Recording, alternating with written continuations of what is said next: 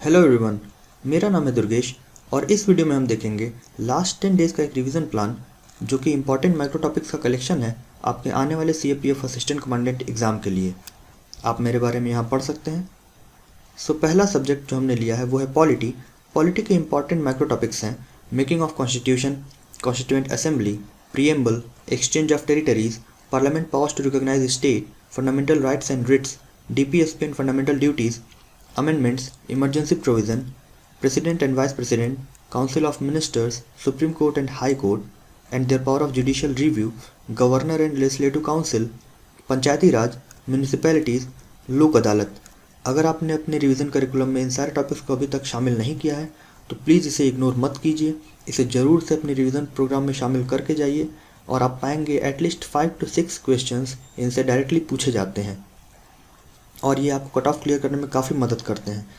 इसके अलावा कुछ रैंडम टॉपिक्स जिनसे क्वेश्चंस डायरेक्टली पूछे जाते हैं वो हैं election commission, finance commission, national commission for backward classes, attorney general of India, anti defection law, important amendments and schedules, जिनसे क्वेश्चंस डायरेक्टली पूछे जाते हैं। हर साल सीपीएफ में एटलीस्ट 2 to 3 क्वेश्चंस इनसे डायरेक्टली पूछे जाते हैं। अगर आपने अभी तक इन सारे टॉपिक्स को नहीं पढ़ा है तो प्लीज़ इसे ज़रूर से रिवाइज करके जाइए, एटलीस्ट इनके क्वेश्चंस को ही सॉल्व करके जाइए सो दैट कि आप एग्ज़ाम में इन सारे टॉपिक्स से आने वाले क्वेश्चंस को मिस ना करें। हमारा अगला जो टॉपिक है वो इंडियन ज्योग्राफी से आता है, जिसमें physiographical region, drainage system of India, lakes of India, climate, soil distribution, crops. Specifically climate में कोपेंस का क्लासिफिकेशन जो कि एनसीईआरटी में दिया हुआ है काफ़ी इंपॉर्टेंट है। हर साल इससे एक क्वेश्चंस या तो सीडीएस में या फिर सीएपीएफ में पूछा ही जाता है। प्लीज़ इसे भी इग्नोर मत कीजिए, इसे भी अपने रिवीजन करिकुलम में शामिल कीजिए। इनके कुछ क्वेश्चंस, प्रीवियस ईयर क्वेश्चंस भी सॉल्व करके जाइए सो दैट आप इनसे डायरेक्ट आने वाले क्वेश्चंस को बिल्कुल भी मिस मत कीजिए। ये इंपॉर्टेंट हो सकते हैं और काफ़ी क्रिटिकल भी आपके सिलेक्शन में।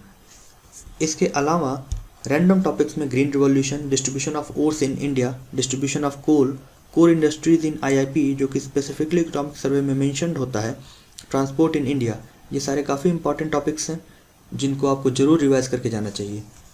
Other than this, world geography में earth crust and different rocks, volcanism and earthquake, landforms, ocean current and tides, coral reefs, atmosphere, cyclones, tropical monsoon, grass landforms, ये सारे काफ़ी इंपॉर्टेंट टॉपिक्स हैं। इनको ज़रूर से रिवीजन करके जाइए। एटलीस्ट एक दिन में ये सारे क्वेश्चंस, ये सारे टॉपिक्स आप रिवाइज कर सकते हैं। इन सारे टॉपिक्स से आने वाले क्वेश्चंस को आप देख सकते हैं, प्रीवियस ईयर क्वेश्चंस को देख सकते हैं सो दैट कि इनसे आने वाले डायरेक्ट क्वेश्चंस आप बिल्कुल भी मिस मत करें। हमारा अगला सब्जेक्ट है मॉडर्न हिस्ट्री। मॉडर्न हिस्ट्री से Anglo Maratha war, Anglo Sikh war, Anglo Mysore war, revolt of 1857, battle of Plassey, ये सारे 1857 से पहले हुए वॉर्स हैं जो कि काफ़ी इंपॉर्टेंट है। इनसे आने वाले क्वेश्चंस भी काफ़ी डायरेक्ट होते हैं, बट सिर्फ रिवीजन ना होने की वजह से हम कई बार इन सारे क्वेश्चंस को गलत करके या फिर बिना किए आ जाते हैं, जो कि कट ऑफ को क्लियर करने में काफ़ी अहम रोल प्ले करते हैं। अगर आपने अभी तक इन सारे टॉपिक्स को रिवाइज नहीं किया है तो प्लीज़ रिवाइज करके ही जाएं। इसके अलावा सोशियो कल्चरल रिफॉर्म मूवमेंट्स जिसमें ब्रह्म समाज, आर्य समाज, प्रार्थना समाज और इम्पॉर्टेंट इनके फाउंडर्स, इम्पॉर्टेंट पर्सनालिटीज़ आते हैं। इन सारे टॉपिक्स को ज़रूर से रिवाइज करके जाएं। अगर आपने अभी तक रिवाइज नहीं किया है तो क्वेश्चंस के थ्रू या प्रीवियस ईयर क्वेश्चंस या पर्टिकुलर टॉपिक वाइज इसको ज़रूर से रिवाइज करके जाएं। इन सारे टॉपिक से आने वाले क्वेश्चंस 2 to 3 होते हैं और काफ़ी सिंपल भी होते हैं। मॉडर्न हिस्ट्री के कुछ रैंडम टॉपिक्स में Indian national congress, partition of Bengal, Swadeshi movement, parliamentary reforms, government of India act 1919 and 1935, ये सारे काफ़ी इंपॉर्टेंट हैं। इवन की गवर्नमेंट ऑफ इंडिया एक्ट 1919 और 1935 से आने वाले क्वेश्चंस हर साल सीडीएस और सीएपीएफ में होते ही हैं। प्लीज़ इसे इग्नोर मत कीजिए। इसके अलावा गांधी जी के कुछ आंदोलन जैसे चंपारण सत्याग्रह, अहमदाबाद मिल स्ट्राइक, खेड़ा सत्याग्रह, साउथ में हुआ मुपला रिबेलियन, हंटर कमीशन और उसकी रिपोर्ट, खिलाफत इशू, ये सारे काफ़ी इंपॉर्टेंट टॉपिक्स हैं और इनसे क्वेश्चंस आने की प्रोबेबिलिटी काफ़ी ज़्यादा है इस साल सीएपीएफ असिस्टेंट कमांडेंट एग्जाम में।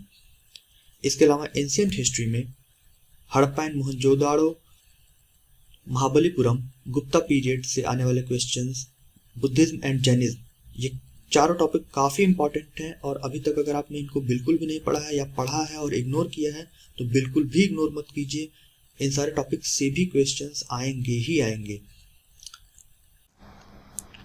इसके अलावा इकोनॉमिक्स में supply and demand with curves, different curves of economics जैसे J curve, Lorenz curve, different indexes, economic survey based questions जो कि स्पेसिफिकली इकोनॉमिक सर्वे से निकलते हैं, monetary operations by RBI, repo rate, reverse repo rate, marginal standing facility, ways and means advances, ये सारे काफ़ी hot और रिलेवेंट टॉपिक्स हैं इस ईयर में, और इन सारे टॉपिक्स से क्वेश्चंस आने की प्रोबेबिलिटी भी काफ़ी ज़्यादा है इस CPF असिस्टेंट कमांडेंट एग्ज़ाम में। सो अभी तक अगर आपने इन सारे टॉपिक्स को रिवाइज नहीं किया है तो previous year questions, sample papers, even कि आप डिफरेंट एग्ज़ाम्स में आए हुए क्वेश्चन जो कि डायरेक्ट होते हैं, काफ़ी डायरेक्ट और सिंगल वर्ड होते हैं, उनसे भी रिवाइज कर सकते हैं सो दैट कि आप डायरेक्ट आने वाले क्वेश्चंस को बिल्कुल भी मिस ना करें। इसके अलावा आर्ट एंड कल्चर में ज्योग्राफिकल इंडिकेशन टैग्स जो कि डिफरेंट प्रोडक्ट्स को दिए जाते हैं, रिसेंट में दिए गए हैं, उनको ज़रूर तैयार कर लें।